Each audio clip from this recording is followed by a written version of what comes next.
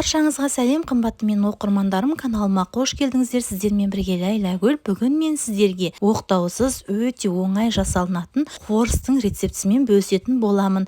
Және де бұл хворосты бар болғаны 10 минуттың ішінде дайындауға болады. Себебі біз бұл жерде қамыр илемейміз, барлығын сұйық қамырдан жасайтын боламыз. Өте дәмді және де хрустящий болып шығады. Дауысын тыңдап көрсеңіздер болады. Шаймен ішкенге өте жақсы, ыңғайлы.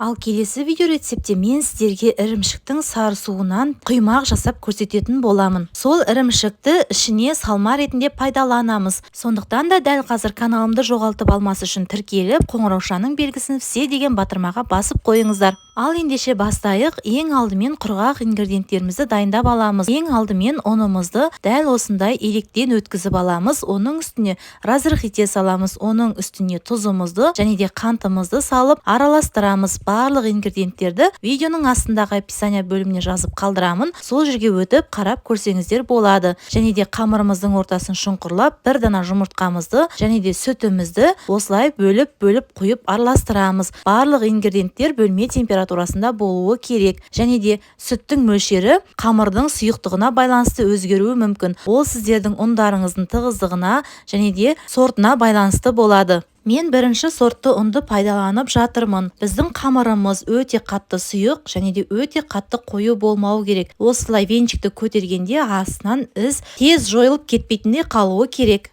Дайын қамырымызды дәл осылай 10 минутқа тындырамыз. Біздің қамырымыз демалып болғанға дейін майымызды қыздыра береміз. Ол үшін мен осындай көлемі үлкендеу және де шұңғылдау ыдысты таңдадым. Үстіне жарты литрдік шамасында майды құйдым. Біздің майымыздың бетінде хворост қалқып пісетіндей болуы керек. Енді мен осы қамырымды кондитерлік мешокқа салып дайындаймын. Сіздер жай қарапайым баклажкаға қақпағын тесіп дайындасаңыздар да болады. Барлық қамырымызды осы мешоктың ішіне құйып дайындап аламыз. Енді осы мешогымыздан қамырымыз төгіліп кетпейтіндей жақсылап түйеміз.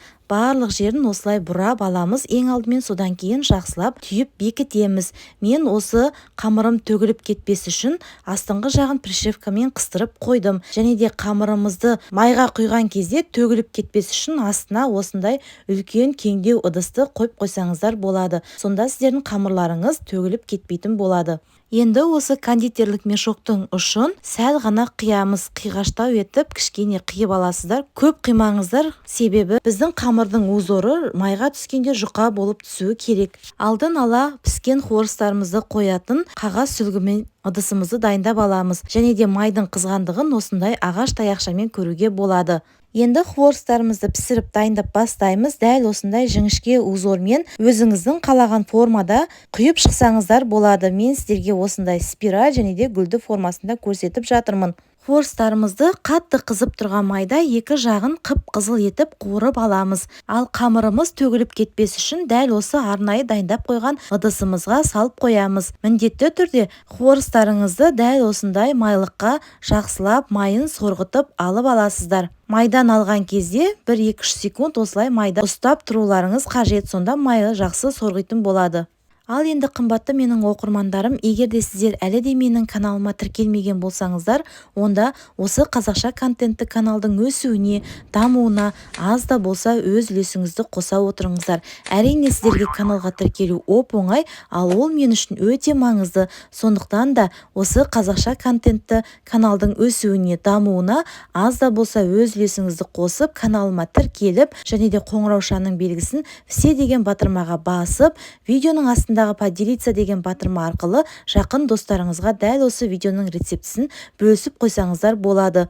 Ол кісілерде дәл осы дәмді рецептпен өз отбасыларын қуантсын. Достар, сіздерге дәл осы хворосты дайындаған кезде айтатын тағы да бір жайт, ол сіздердің осы кондитерский мешоктың аузын үлкендеу етіп кеспеңіздер. Себебі дәл осындай узор түссе, онда сіздердің хворостарыңыз қытырламай, бауырсақ секілді болып пісіп қалады. Сондықтан да узорды жіңішке, әдемі формада құйғандарыңыз абзал. Мен сіздерге егер де кондитерлік мешоктың аузын үлкен кесіп қойсаңыздар, қалай болып түсетінін көрсетіп жатырмын. Сондықтан да жіңішке етіп кесіп алғандарыңыз абзал. Егер де үлкен кесіп қойсаңыздар, дәл осындай бауырсақ секілді болып пісіп қалады. Мінекей достар, біздің өте тез, оқтаусыз, тез дайындалатын хворостымыз пісті. Дәл осындай 2 түрлі формада дайындадым. Сіздер өз қалауыңыз бойынша басқа да узорлармен дайындап көрсеңіздер болады. Өте дәмді, хрустящий болып шығады.